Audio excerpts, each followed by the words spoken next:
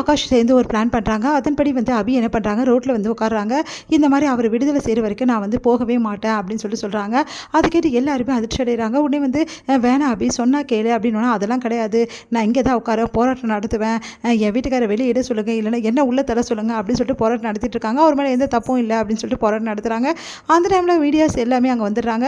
எதுக்காக நீங்கள் போராட்டம் நடத்துகிறீங்க, உங்கள் வீட்டுக்கார மேலே தப்புன்னு தானே அரெஸ்ட் பண்ணியிருக்காங்க அப்படின்னு சொல்லிட்டு கேட்டோன்னா, அவர் மேலே தப்பே கிடையாதுங்க, இதுக்கெல்லாம் காரணம் ஒருத்தர் தான், மித்ரன்ற ஒருத்தர் தான், அவர் அரெஸ்ட் பண்ணி சொல்லி தான் நாங்கள் கேட்டுட்ருக்கோம், ஆனால் வேணும்னே அரெஸ்ட் பண்ண மாட்டேங்கிறாங்க, ஏன்னே எங்களுக்கு தெரியல, அவர் தான் எங்களுக்கு ஆர்டர் கொடுத்தாரு, அதோட டீட்டெயில்ஸ் எல்லாமே எனக்கு தெரியும், ஆனால் அந்த கேஸை எடுங்கன்னு சொன்னாலும் அவங்க எடுக்க மாட்டேங்கிறாங்க, என் வீட்டுக்காரே எடுத்துன்னு போயிட்டு அவர் தான் அந்த குற்றம் செஞ்சாருன்னு சொல்லிட்டு வேணும்னே அரெஸ்ட் பண்ணி வச்சுருக்காங்க, இது தப்பான கேஸு, ஜோடிச்ச கேஸு அப்படின்னு சொல்கிறாங்க. அதெல்லாம் கேட்டு வந்து மீடியா வந்து உண்மையாக சொல்கிறீங்க, ஆமாங்க சரிங்க, அப்படி அவங்க வந்து நாங்கள் சொல்கிறதையும் கேட்கணும்ல, இந்த மாதிரி நாங்கள் சொல்கிறோம், மித்ரன் ஒருத்தர் இருக்காரு, அவர் அரெஸ்ட் பண்ணுங்கள், அவரை தீர விசாரித்து அவர் வந்து நல்லா வந்து விசாரித்தா கண்டிப்பாக அவர் உண்மையை ஒத்துப்பார், போலீஸ்கிட்ட தான் எல்லாமே இருக்குது, அதை தான் நான் சொல்லிகிட்ருக்கோம், ஆனால் அவங்க கேட்கவே மாட்டேங்கிறாங்க அப்படின்னு சொல்லிட்டு அபி வந்து போராட்டத்தில் சொல்லிட்டு இருக்காங்க. மீடியா வந்து அபிகிட்ட வந்து அப்போது அந்த மித்ரனை அரெஸ்ட் பண்ண எல்லா உண்மையும் வெளியே வரும், நீங்கள் நம்புறீங்களா, ஆமாங்க நாங்கள் நம்புகிறோம், அந்த மித்ரனை அரெஸ்ட் பண்ணியே ஆகணும் அப்படின்னு சொல்லிட்டு போராட்டம் நடத்திட்டு இருக்காங்க. மீடியாவும் அவங்களுக்கு சப்போர்ட் பண்ணுறாங்க. இதை பார்த்து போலீஸ் வந்து திணறாங்க. ஆமாங்க அந்த மித்ரனை அரெஸ்ட் பண்ண சொல்லும்போது நீங்கள் அரெஸ்ட் பண்ணி தானே ஆகணும், நியாயம் வந்து கரெக்டாக இருக்கணும்னா நீங்கள் வந்து அரெஸ்ட் பண்ணி தான் ஆகணும் அப்படின்றாங்க. வேறு வழி இல்லாமல் போலீஸ் என்ன பண்ணுறாங்க, டேரெக்டாக போய்ட்டு மித்ரனை அரெஸ்ட் பண்ணுறாங்க.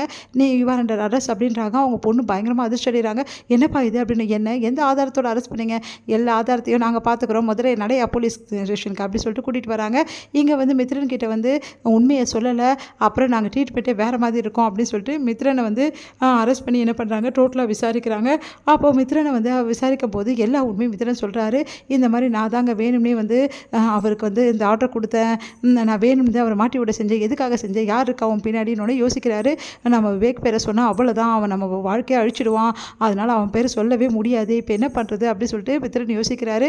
உண்மையை சொல்ல போறியா, இப்போ இல்லைங்க இந்த மாதிரி அவர் வந்து நான் கம்பெனியில் போய்ட்டு ஆர்டர் கேட்டேன், அவர் தரமாட்டேன்னு சொல்லிட்டாரு, அந்த கோவத்தில் தான் நான் இப்படி பண்ணிட்டேங்க, நான் வேணும் தான் பண்ணேன், இதுக்கு பின்னாடி யாரும் இல்லை அப்படின்னு சொல்லிட்டு மித்ரன் வந்து ஸ்டேட்மெண்ட் கொடுக்குறாரு.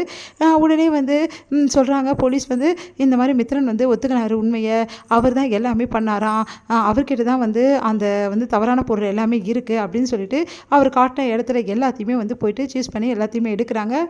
இங்கே வந்து மித்ரன் வந்து உண்மையை வந்து ஒத்துக்கினதால போலீஸ் வந்து சொல்கிறாங்க நம்ம ராகவ் கிட்ட, இந்த மாதிரி உன்னோட ஒய்ஃப் தான் எல்லாத்துக்கும் காரணம், அவங்க வந்து இந்த மாதிரி போராட்டம் நடத்தி மித்ரனை அரெஸ்ட் பண்ண வச்சதால தான் நாங்கள் அரெஸ்ட் பண்ணோம், எல்லாத்துக்குமே காரணம் உங்கள் ஒய்ஃப் அபி தான், இந்த மாதிரி ஒய்ஃப் கிடைக்க நீ கொடுத்து வச்சுருக்கணும்ப்பா, யாருக்காக இருந்தாலும் இந்த மாதிரி ஒய்ஃப் கிடைக்க மாட்டாங்க, தன்னோட ஹஸ்பண்டை வெளியே எடுத்துகிட்டு வர எவ்வளோ வந்து போராட்டம் பண்ண முடியுமோ அவ்வளவும் பண்ணியிருக்காங்க அப்படின்னு சொல்லிட்டு எல்லாருமே பாராட்டுறாங்க அபியை. இதெல்லாம் கேட்ட ராகவ் மனசு மாறுறாரு. ஒன்றுமே புரியல ராகவுக்கு, ஏன் அவர் இந்த அளவு வந்து நம்மளுக்கு சப்போர்ட் பண்ணால், உண்மையிலே அபி நல்லவதானா, நம்ம தான் தப்பாக புரிஞ்சிட்ருக்கோமா, இல்லை இந்த விஷயத்தில் மட்டும் அவள் நல்லது பண்ணணும்னு நினைக்கிறாளா, ஒன்றுமே புரியலையே, ஏன் அவளை நம்மளை வெளியே எடுத்துகிட்டு வந்தால், நம்மளை தான் அவளுக்கு பிடிக்காது இல்லை அப்படின்னு சொல்லிட்டு யோசிக்கிறாரு. உடனே வந்து இங்கே என்ன பண்ணுறாங்க, இது எல்லாத்தையுமே வந்து கேள்விப்படுறாரு. முரளி அதிர்ச்சி அடைகிறாரு. என்னென்ன மித்ரனை அரெஸ்ட் பண்ணிட்டாங்களா அப்படின்னு சொல்லிட்டு. அதே மாதிரி விவேக்கும் அதிர்ச்சி அடைகிறாரு. ஐயோ நம்ம பேரை சொல்லிட்டு இருப்பாரோ அப்படின்னு சொல்லிட்டு விவேக் அதிர்ச்சி அடைகிறாரு. விவேக் வந்து பண்ண முரளியை வந்து கேட்குறாரு, சரி நீங்கள் யார், எதுக்காக எனக்கு ஃபோன் பண்ணுறீங்க, நீங்கள் அந்த வீட்டில் என்ன வேணும் அப்படின்னா, ஏன் எல்லாத்தையும் தெரிஞ்சுக்கின்னு அங்கே போட்டு கொடுக்குறதுக்கா, என் பேர் எதுன்னு நான் சொல்லவே மாட்டேன், ஆனால் வந்து எனக்கு அவனும் எதிரி தான், ஆனால் வந்து நான் தான் எல்லாமே பண்ணேன்னு சொல்கிறதுக்கு உங்ககிட்ட சாட்சி கிடையாது, உடனே நீ காப்பாற்றிக்கோ அப்படின்னு சொல்லிட்டு முரளி வந்து சொல்லிடுறாரு.